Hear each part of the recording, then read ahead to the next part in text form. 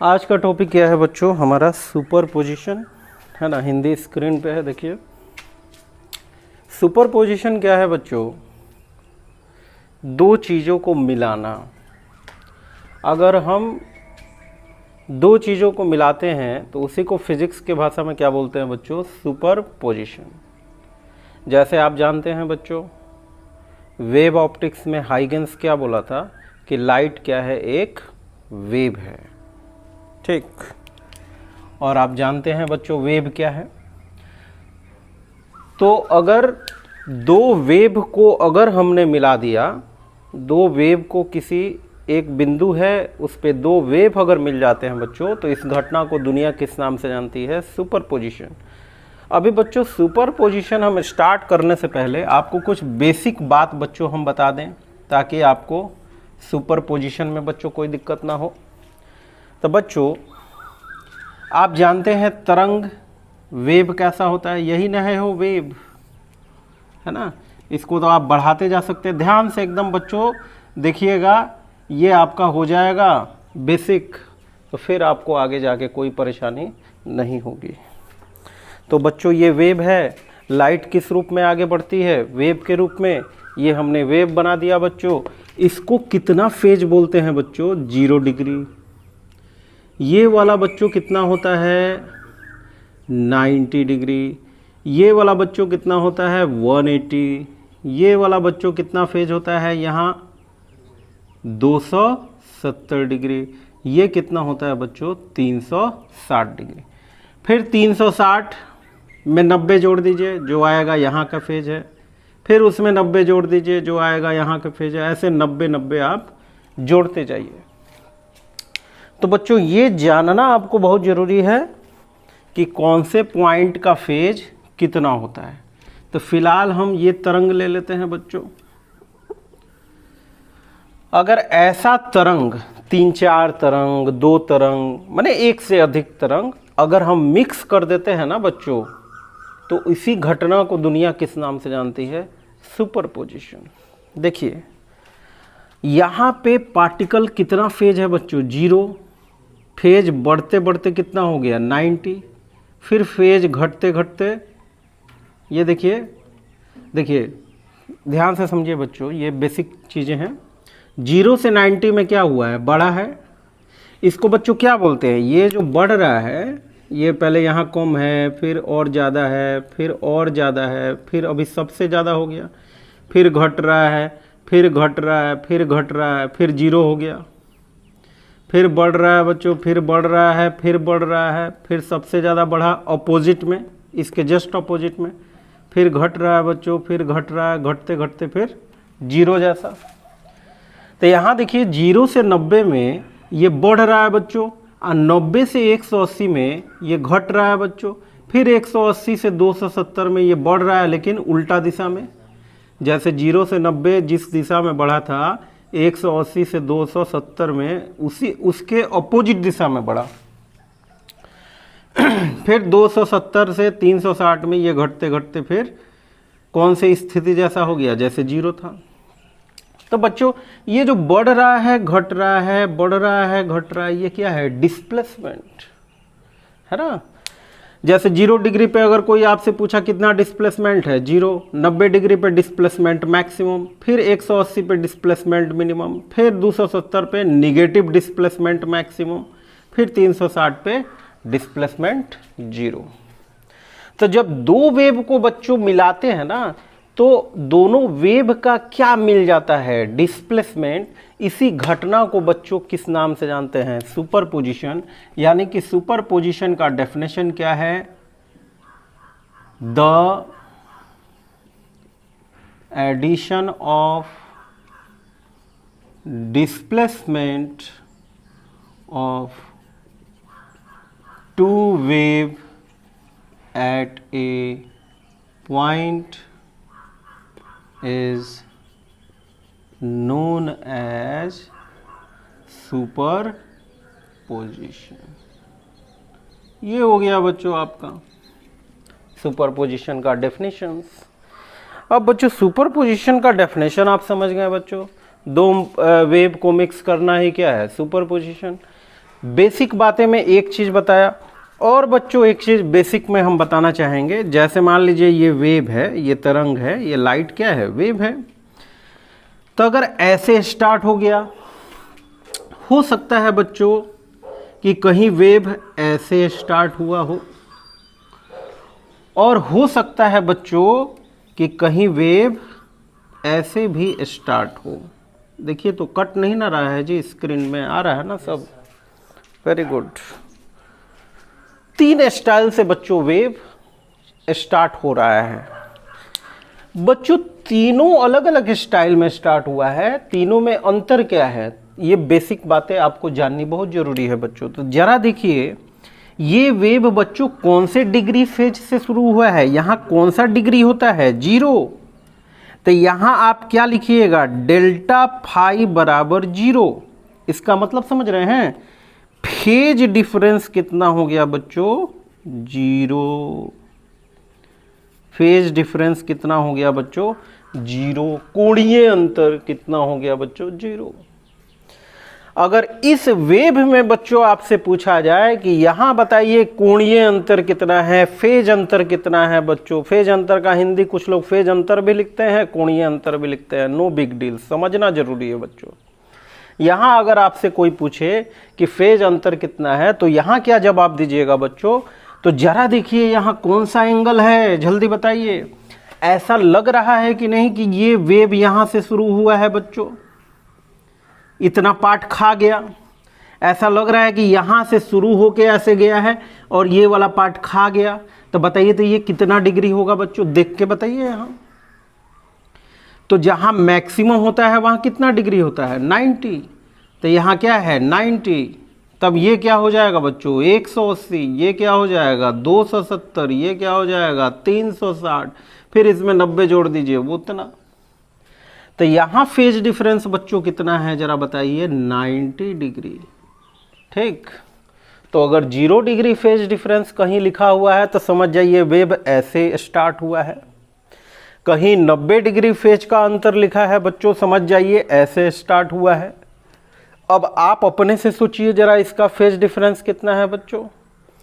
तो ये देखिए जैसे शुरू हुआ है इससे तुलना कीजिए बेसिक फिगर से, तो बताइए यहाँ कितना डिग्री होगा।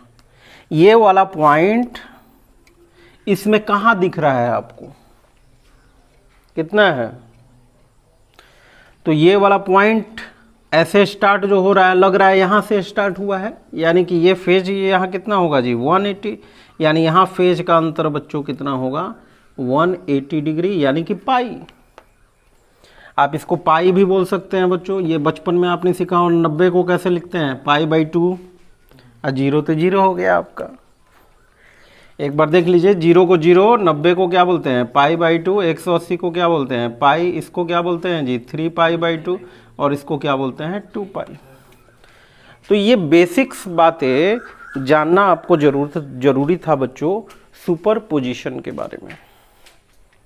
तो ये है आपका सुपरपोजिशन। अब बच्चों हम लोग पूर्ण रूप से तैयार हो चुके हैं सुपरपोजिशन को समझने के लिए। अब हम बेसिक जान गए हैं तो सुपरपोजिशन को समझने में कोई दिक्कत नहीं है। तो आइए फिर सुपरपोजिशन समझते हैं हम। तो बच्चों अब हम लोग क्या देखेंगे बच्चों, सुपरपोजिशन के प्रकार। आखिर सुपरपोजिशन का क्या प्रकार है बच्चों। तो देखिए बच्चों सुपरपोजिशन का प्रकार हम कैसे समझेंगे। मान लीजिए बच्चों यहाँ स्क्रीन है, मान लीजिए स्क्रीन मतलब क्या, पर्दा। जैसे सिनेमा हॉल में आप देखते हैं स्क्रीन, वैसा स्क्रीन हमने लगा दिया बच्चों यहाँ। अब देखिए यहाँ से बच्चों एक वेव जा रहा है जिसका फेज अंतर आप जान गए होंगे बच्चों कितना है, 0 डिग्री। अच्छा, इस वेव का नाम बच्चों आप क्या दे दीजिए, y1 वेव नाम है, दे दिया हमने। एक वेव बच्चों और भेजा है हमने, एक वेव और भेजा है बच्चों, इसका भी फेज अंतर जरा बताइए क्या है, सेम है, 0। इस वेव का नाम बच्चों क्या दे दीजिए, y2। एक और चीज बच्चों हम बताना चाहेंगे आपको, वेव का इंटेंसिटी, तरंग का चमक। इंटेंसिटी का मतलब क्या होता है बच्चों? चमक। अभी बच्चों हमने बताया था कि ये क्या है जी? डिस्प्लेसमेंट। ये क्या है आपका? डिस्प्लेसमेंट। जरा बताइए बच्चे, कितने फेज पे सबसे अधिक डिस्प्लेसमेंट हुआ था? कितने डिग्री पे? 90 पे सबसे अधिक डिस्प्लेसमेंट हुआ था।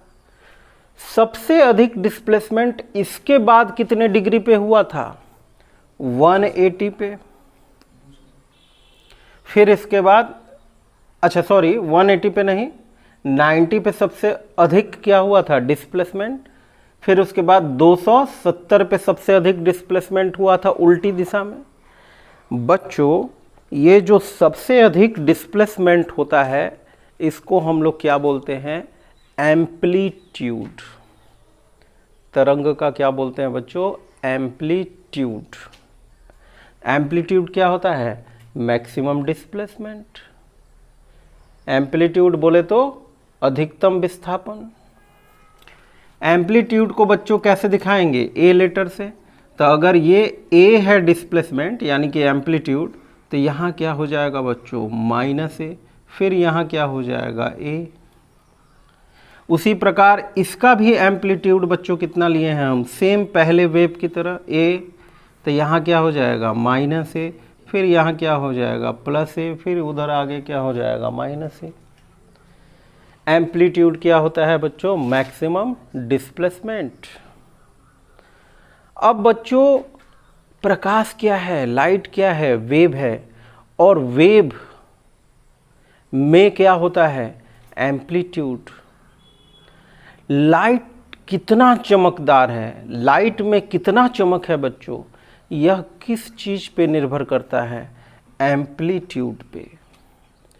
चमक को बच्चों इंग्लिश में, फिजिक्स में क्या बोलते हैं? इंटेंसिटी। तो अगर हम y1 वेव का इंटेंसिटी बच्चों बोलें, अगर हम y1 वेव का बच्चों इंटेंसिटी बोलें, देखिए कट नहीं ना रहा है, तो ये डायरेक्टली प्रोपोर्शनल होगा बच्चों इस वेव के। या मान लीजिए ना, मान लीजिए इसका एम्पलीट्यूड कितना है? a1 और इसका कितना है? a2। दोनों अलग अलग तरंग ले लिए मान लीजिए, तो इसका इंटेंसिटी बच्चों किसके प्रोपोर्शनल होगा? a1 के स्क्वायर के। यानी एम्पलीट्यूड बच्चों जितना ज़्यादा होगा, लाइट में चमक क्या होगा बच्चों? उतना अधिक होगा। एम्पलीट्यूड यानी मैक्सिमम डिस्प्लेसमेंट। अगर एम्पलीट्यूड दुगुना बढ़ाते हैं बच्चों, तो इंटेंसिटी कितना गुना बढ़ जाएगा? 4 गुना स्क्वायर। प्रोपोर्शनल बच्चों हटाएंगे तो पहले का इंटेंसिटी कितना हो जाएगा? Constant into a1 square. कोई बड़ी बात नहीं है। तो इंटेंसिटी का बच्चों सूत्र क्या हमने बता दिया? इंटेंसिटी बराबर कांस्टेंट वेव के एम्पलीट्यूड का स्क्वायर। उसी प्रकार बच्चों y2 वेव का इंटेंसिटी कितना होगा? डायरेक्टली बताइए आप। I2 बराबर कांस्टेंट a2 स्क्वायर। तो बच्चों इंटेंसिटी कहीं भी निकालने के लिए बोले तो कांस्टेंट गुना उस एम्पलीट्यूड का स्क्वायर। ठीक। अब देखिए बच्चों, दो वेव है, ये दोनों वेव कहां पहुंच रहे हैं बच्चों? स्क्रीन पे। तो दोनों वेव क्या हो जाएगा बच्चों? मिल जाएगा। दोनों वेव क्या हो जाएगा बच्चों? मिल जाएगा। और स्क्रीन पे कौन सा गुल खिलाएगा? जरा देखिए, दोनों वेव को बच्चों जोड़ना ही क्या है? सुपरपोजिशन। जरा देखिए यहाँ कितना है बच्चों? 0 डिग्री। यहाँ भी कितना है? 0। यहाँ 0 है डिस्प्लेसमेंट, यहाँ भी 0 है। 0 + 0 कितना होगा बच्चों? 0। अच्छा, यहाँ कितना है बच्चों? 90 डिग्री पे a1, यहाँ 90 डिग्री पे कितना है बच्चों? a2। दोनों को जोड़ दीजिएगा, सेम डायरेक्शन में है ना, तो दोनों ऐड कीजिएगा तो कितना हो जाएगा? a1 + a2। यानी 90 डिग्री पे बच्चों एम्पलीट्यूड कितना मिलेगा? a1 + a2। ये देखिए 90 डिग्री पे कितना मिल गया, A1 प्लस A2। फिर यहाँ बच्चों 0 है डिस्प्लेसमेंट, यहाँ भी 0 है, तो 0 प्लस 0 क्या हो जाएगा, 0। ये देखिए यहाँ -A1 है, यहाँ -A2 है, दोनों को जोड़िए, -A1 माइनस A2 यानी -A1 प्लस A2, यानी कि ये हो जाएगा बच्चों।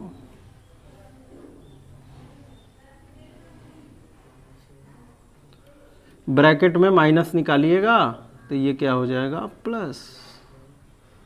फिर यहाँ बच्चों 0, यहाँ भी 0, 0 प्लस 0 0। तो बच्चों यहाँ क्या देखा आपने ये दोनों तरंगे जो हैं, ये दोनों जो वेव्स हैं, ये स्क्रीन पे मिल गए और स्क्रीन पे मिल के क्या कर लिया इन दोनों ने, एम्पलीट्यूड को क्या कर दिया बच्चों, बढ़ा दिया। ठीक, तो एम्पलीट्यूड को बच्चों बढ़ा दिया, मतलब अब टोटल एम्पलीट्यूड इंटेंसिटी कितना होगा, कांस्टेंट। एम्पलीट्यूड अब टोटल कितना है, A1 प्लस A2 का स्क्वायर।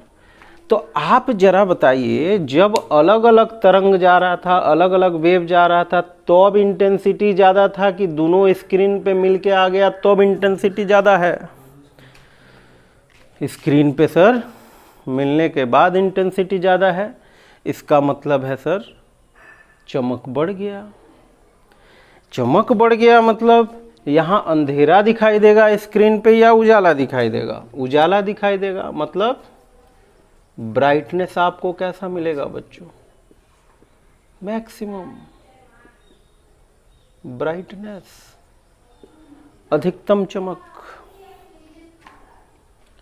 इंटेंसिटी क्या हो गया बच्चों, बढ़ गया। ब्राइटनेस क्या हो गया बच्चों, बढ़ गया। सिर्फ उजाला ही उजाला दिखाई देगा बच्चों, यानी किस तरह का प्रतिबिंब आप देखेंगे, सिर्फ उजाला वाला। इसको बच्चों हम क्या बोलेंगे, कंसिस्टेंट इमेज। इस प्रतिबिंब को बच्चों क्या बोलेंगे, कंसिस्टेंट। कंसिस्टेंट का मतलब समझते हैं, एक समान रूप, एक समान वाला प्रतिबिंब, यानी सिर्फ उजाला ही उजाला। अब देखिए बच्चों दूसरा केस, पहला केस देख लिया आप, दूसरा केस भी देख लिया। फिर से बच्चों स्क्रीन हमने ले लिया और अब Y1 तरंग ठीक वैसे ही भेजेंगे जैसे पहले भेजा था बच्चों। ये देखिए ये Y1 तरंग, एम्पलीट्यूड कितना है बच्चों, A1 माइनस A2।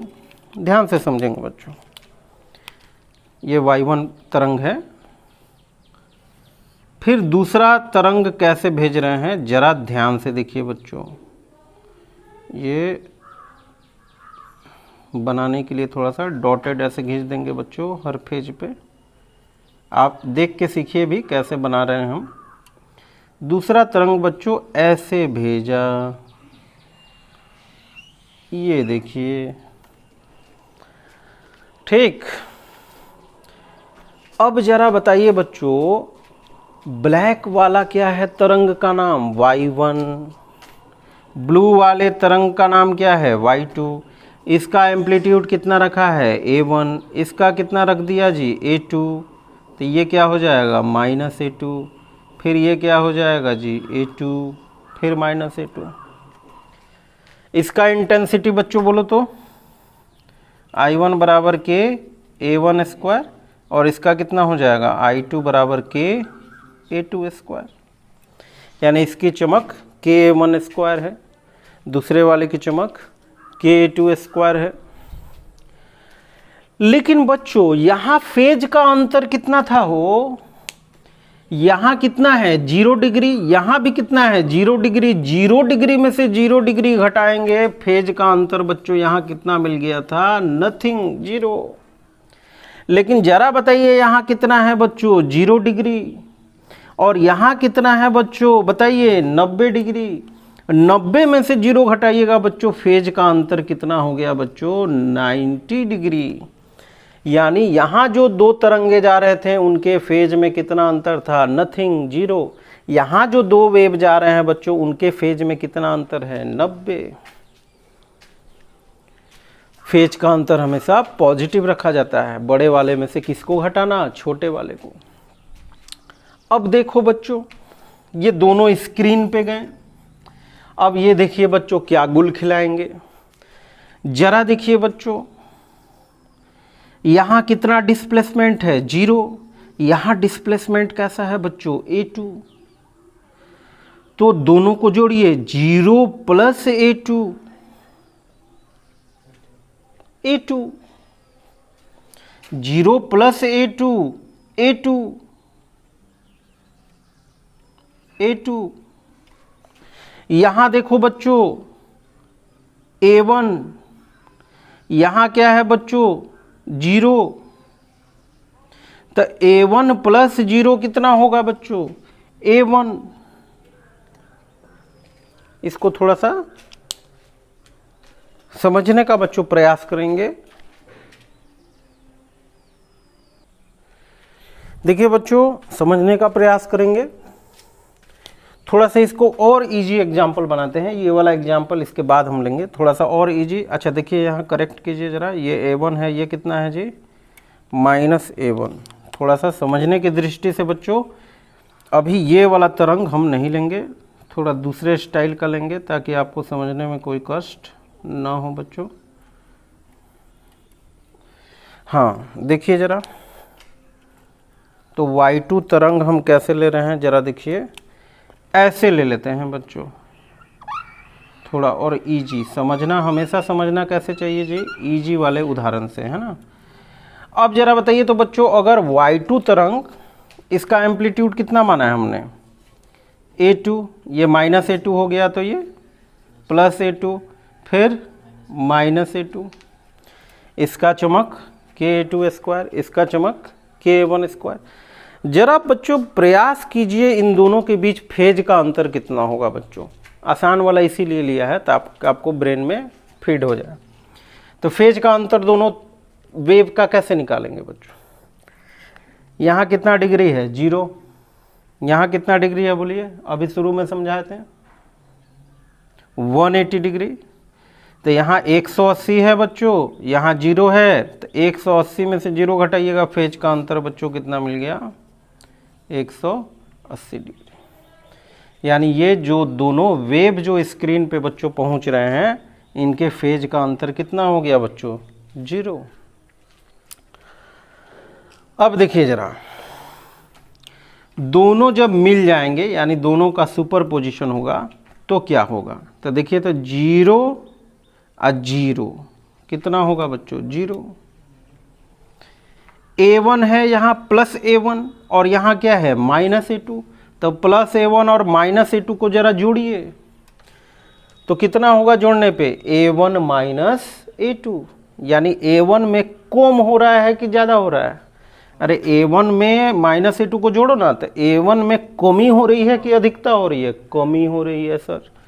तो जितना A1 है उससे क्या मिलेगा बच्चों? कम एम्पलीट्यूड। ये एम्पलीट्यूड कितना हो जाएगा? A1 -A2। उसी तरह बच्चों यहाँ फिर आइए, 0 + 0 कितना हो जाएगा? 0, ये वाला। फिर यहाँ देखिए -A1 + A2, A2 में A1 खा गया, यानी A2 -A1, तो ये भी बच्चों कम हो जाएगा। कितना हो जाएगा? माइनस, ये कितना हो जाएगा बच्चों? -A1 -A2। देखिए माइनस को अंदर डालिए, माइनस को अंदर डालिएगा तो देखिए A2 -A1 आ जाएगा फिर। तो यहाँ बोलबे कि यहाँ A2 -A1, यानी जितना ये ऊपर रहेगा बच्चों, इसके जस्ट अपोजिट में रहेगा ये एम्पलीट्यूड नीचे। फिर बच्चों 0 + 0 कितना हो जाएगा? 0।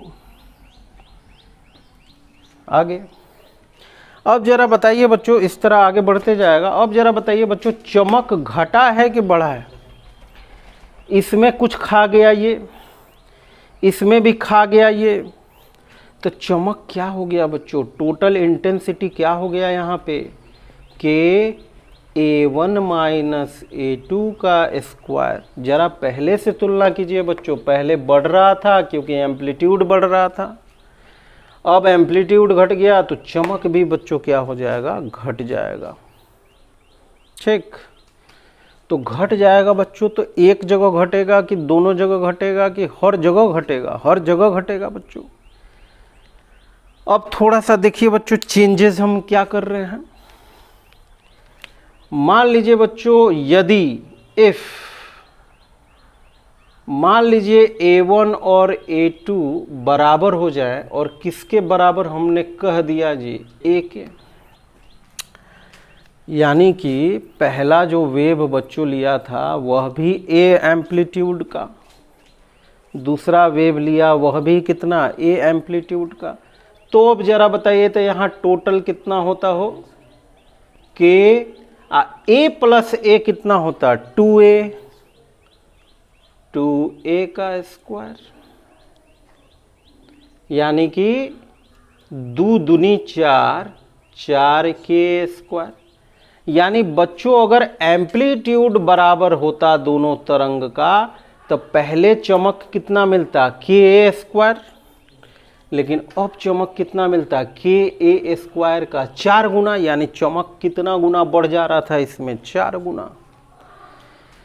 यहाँ पे जरा बताइए बच्चों, अगर A1 और A2 बच्चों बराबर कर दिया किसके, A के, तो टोटल इंटेंसिटी जरा बताइए बच्चों कितना हो जाता, 0। यहाँ भी A रखते हैं, यहाँ भी A कट जाता तो क्या होता बच्चों, 0। यानी कि बच्चों यहाँ अगर A1 और A2 आप बराबर कर देते बच्चों, तो बच्चों ये एम्पलीट्यूड टोटल कितना मिलता है यहाँ, 0। क्योंकि A1 के जगह पे भी A रखते हैं, A2 के जगह पे भी क्या रखते बच्चों, A। यानी कि ये थोड़ा बहुत जो मिल भी रहा है, अब कितना मिलता बच्चों, अब यहाँ कितना मिलता जी, 0। यानी इस तरह का तरंग मिलता बच्चों। क्योंकि ये A ये माइनस A खा जाता, फिर इस माइनस A को ये प्लस A खा जाता, तो टोटल इंटेंसिटी कितनी मिलती बच्चों, 0। यानी बच्चों यहाँ ब्राइटनेस मिलता या डार्कनेस मिलता बच्चों, डार्कनेस। तो डार्कनेस कैसा होता, मैक्सिमम। सिर्फ डार्कनेस ही डार्कनेस बच्चों मिलता, अंधेरा ही अंधेरा। एक समान इमेज मिलता कि असमान मिलता। एक समान इमेज का मतलब क्या है, या तो अंधेरा या तो उजाला। असमान का मतलब क्या है, तनी तनी उजाला भी, तनी तनी अंधेरा भी। लेकिन यहाँ एक समान अंधेरा मिलेगा बच्चों, तो इसको भी क्या बोलेंगे, कंसिस्टेंट इमेज।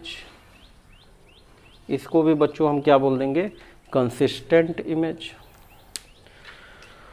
तो बच्चों ये दोनों स्थिति में, एक स्थिति में हमको मैक्सिमम ब्राइटनेस मिला, अधिकतम उजाला चमक।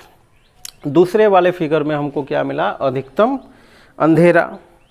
तो बच्चों जहाँ पे अधिकतम उजाला मिला है उसको हम कौन सा सुपरपोजिशन बच्चों बोलेंगे, कंस्ट्रक्टिव सुपरपोजिशन। Constructive superposition. और जहाँ बच्चों अंधेरा मिला है उसको क्या बोलेंगे बच्चों, डिस्ट्रक्टिव सुपरपोजिशन। तो बच्चों अभी यहाँ तक पढ़ने से हमको क्या पता चल गया बच्चों, कितने प्रकार के सुपरपोजिशन होते हैं, 2 प्रकार के सुपरपोजिशन होते हैं। अभी तक तो यही पता चला, एक कंस्ट्रक्टिव, दूसरा डिस्ट्रक्टिव। कंस्ट्रक्टिव सुपरपोजिशन में टोटल एम्पलीट्यूड बढ़ता है कि घटता है, जवाब दीजिए। जवाब क्या होगा, बढ़ता है सर। टोटल इंटेंसिटी बढ़ जाएगा कि घट जाएगा, बढ़ जाएगा सर। अगर कंस्ट्रक्टिव सुपरपोजिशन में 2 तरंग जिनका एम्पलीट्यूड बच्चों सेम है, उसका इंटेंसिटी कितना गुना बच्चों बढ़ जाएगा, जवाब दीजिए, 4 गुना बढ़ जाएगा बच्चों।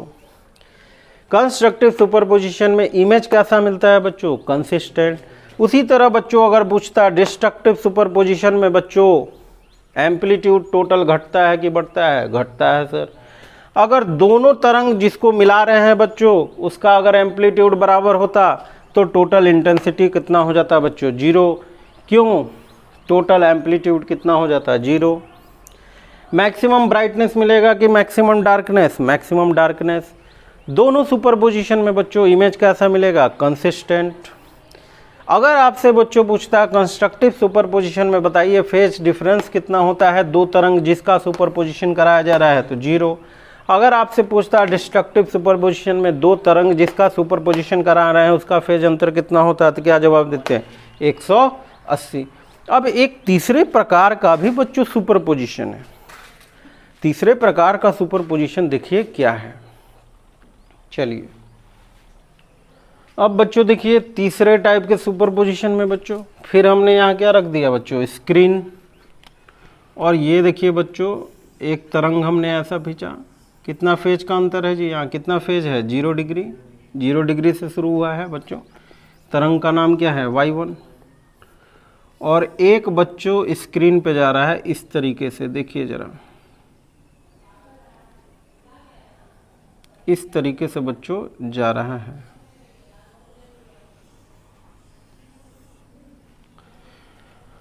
अब देखिए बच्चों अब यहाँ पे क्या है? फेज का अंतर जरा बता दीजिए आप देख के, बताइए जरा अंतर। ई कितना डिग्री से शुरू हुआ है? 0। ई कितना डिग्री से जुड़ा हुआ है? 90। तब फेज का अंतर कितना हो गया जी? यहाँ 90 डिग्री। अब देखिए बच्चों यहाँ डिस्प्लेसमेंट जुड़ के क्या हो रहा है? मैक्सिमम। लेकिन यहाँ 0 है बच्चों, तो यहाँ कुछ है कि नहीं है?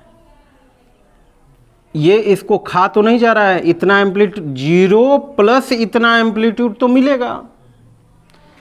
यानी इस तरह का बच्चों अगर पैटर्न जाएगा स्क्रीन पे तो इस तरह का चीज मिलेगा आपको। मतलब आप समझ रहे हैं? ना ही एक समान रूप से एम्पलीट्यूड बढ़ेगा, ना ही एक समान रूप से एम्पलीट्यूड घटेगा। मतलब कहीं ब्राइटनेस मिलेगी, कहीं डार्कनेस मिलेगी। मतलब मिक्स्ड पैटर्न मिलेगा बच्चों। ठीक। अगर फेज डिफरेंस बच्चों 90 हो तो यहाँ देखिए ना, जैसे यहाँ maximum displacement maximum maximum maximum मिलके मैक्सिमम देगा। फिर यहाँ बच्चों मिनिमम है यानी कि 0, लेकिन यहाँ तो इतना है ना डिस्प्लेसमेंट, तो फिर अभी और मिलेगा बच्चों। फिर यहाँ देखिए मिनिमम है तो मैक्सिमम मिल जाएगा निगेटिव वाले दिशा में।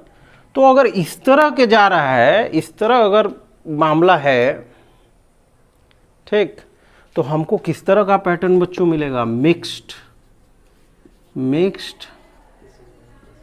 Pattern of brightness and darkness. इस तरह का पैटर्न बच्चों मिलेगा। ना ही पूर्ण रूप से अंधेरा मिलेगा बच्चों, ना ही पूर्ण रूप से उजाला मिलेगा। इस तरह का जो इमेज बनता है बच्चों वो एक समान इमेज नहीं होता है, कंसिस्टेंट नहीं होता है। तो इसको क्या बोलेंगे? Inconsistent image. Inconsistent image. ठीक। तो ये सुपरपोजिशन ना ही कंस्ट्रक्टिव है ना ही डिस्ट्रक्टिव है।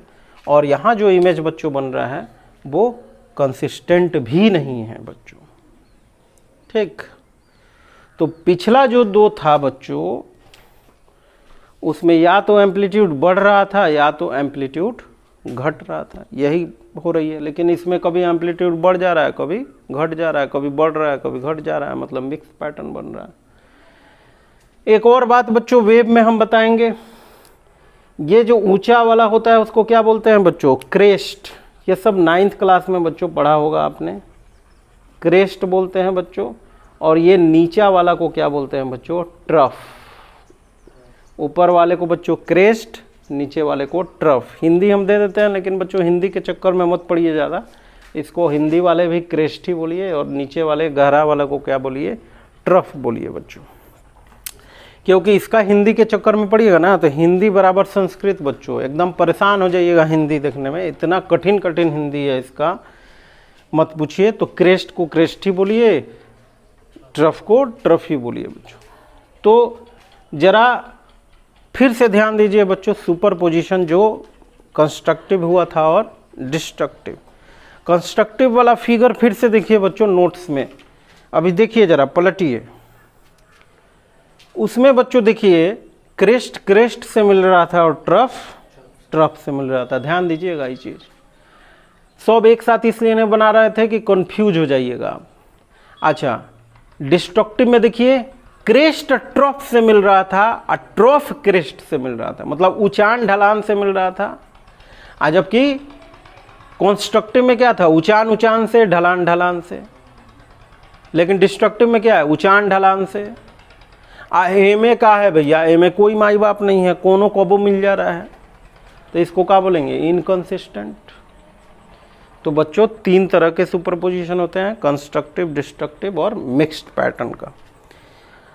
अब बच्चों यदि आपसे प्रश्न पूछा जाए कि हमको हमेशा कंसिस्टेंट इमेज चाहिए, प्रश्न क्या है ध्यान से बच्चों समझेंगे। यदि प्रश्न पूछा जाए कि हमको क्या चाहिए, कंसिस्टेंट इमेज चाहिए हमेशा, तो बच्चों कौन सा सुपरपोजिशन कराना होगा आपको, कंस्ट्रक्टिव या डिस्ट्रक्टिव? इसमें तो नहीं मिलेगा कंसिस्टेंट इमेज। अब सवाल है कि सर कंसिस्टेंट इमेज के लिए या तो कंस्ट्रक्टिव सुपरपोजिशन चाहिए या तो डिस्ट्रक्टिव सुपरपोजिशन चाहिए। अब सवाल ये उठता है बच्चों, कंस्ट्रक्टिव और डिस्ट्रक्टिव सुपरपोजिशन के लिए क्या चाहिए? कंस्ट्रक्टिव और डिस्ट्रक्टिव सुपरपोजिशन के लिए क्या चाहिए भाई? तो कंस्ट्रक्टिव और डिस्ट्रक्टिव सुपरपोजिशन के लिए बच्चों क्या चाहिए कि जो 2 तरंग जा रहे हैं स्क्रीन पे, वो 2 तरंग कहीं ना कहीं से तो आ रहा होगा, जिसको हम क्या बोलते हैं, स्रोत यानी कि सोर्स। वो सोर्स क्या होना चाहिए बच्चों, कोहेरेंट। एक नया वर्ड बच्चों आया है अभी आपके सामने, कोहेरेंट। फिर से मैं बता रहा हूं, अब फिर से अलग तरीके से मैं बता रहा हूं। सोर्स जिससे वेव निकल रहा है बच्चों, वो 2 सोर्स जिससे वेव निकल के सुपरपोजिशन होने वाला है, वो 2 सोर्स कैसा होना चाहिए बच्चों, कोहेरेंट होना चाहिए। क्योंकि कोहेरेंट होगा तो अभी स्क्रीन पे जाके या तो कंस्ट्रक्टिव सुपरपोजिशन देगा या तो डिस्ट्रक्टिव सुपरपोजिशन देगा। और कंस्ट्रक्टिव और डिस्ट्रक्टिव देगा सुपरपोजिशन, तभी आपको कौन सा इमेज बच्चों मिलेगा, कंसिस्टेंट। यहाँ ये जो 2 तरंगे, 2 वेव्स जो 2 सोर्स से निकल रहे हैं बच्चों, वो सोर्स कोहेरेंट नहीं है। इसलिए बच्चों दोनों का सुपरपोजिशन होने के बाद हमको कंसिस्टेंट इमेज नहीं प्राप्त हुआ है बच्चों, इनकंसिस्टेंट इमेज प्राप्त हुआ है बच्चों। तो कंसिस्टेंट इमेज के लिए क्या चाहिए, 2 सोर्स जहां से तरंग सुपरपोजिशन करने वाले हों, वो कैसा होना चाहिए बच्चों, कोहेरेंट। अब सवाल है कि सर कोहेरेंट सोर्स क्या है, तो आइए जरा देखते हैं कोहेरेंट सोर्स क्या है बच्चों। ठीक, तो बच्चों कोहेरेंट सोर्स क्या है, ये आपके डेफिनेशन स्क्रीन पे है। देखिए बच्चों, हिंदी वालों का भी स्क्रीन पे है, अंग्रेजी वालों का भी है। अंग्रेजी में क्या लिखा है बच्चों, coherent source of wave is required to produce consistent image. Coherent source of wave is two source, नहीं ये लिखा हुआ है बच्चों, 2 source is said to be coherent if both has same frequency wavelength with constant phase difference। तो बच्चों आज के कक्षा में बच्चों सिर्फ ये डेफिनेशन आप लोग लिख लीजिए, कल बच्चों इसका मतलब समझाएंगे। वीडियो लंबा हो चुका है बच्चों, आज समझाने वाला टॉपिक था बच्चों ये बेसिक। देखो बच्चों, वेव ऑप्टिक्स थोड़ा सा पूरा मैथमेटिक्स है बच्चों, पूरा एनालिटिकल चीज़ है बच्चों वेव ऑप्टिक्स। तो आप जो है ना हर चैप्टर को बच्चों, हर दिन लेक्चर जब मेरा आइएगा ना, तो पिछला वेव ऑप्टिक्स का लेक्चर जरूर बच्चों रिवाइज करके आइएगा, कहीं दिक्कत नहीं होगा बच्चों। लेकिन मान लीजिए आज 4था लेक्चर है वेव ऑप्टिक्स का, अब पीछे का 3 लेक्चर माथा से उड़ चुका है बच्चों, वेव ऑप्टिक्स नहीं समझ में आएगा बच्चों। इसलिए वेव ऑप्टिक्स में थोड़ा भी लापरवाही नहीं बर्दाश्त होगा बच्चों। पिछला सब दिमाग में रख के आइएगा तो भी ये समझ में आएगा। तो बच्चों आज के लिए इतना ही।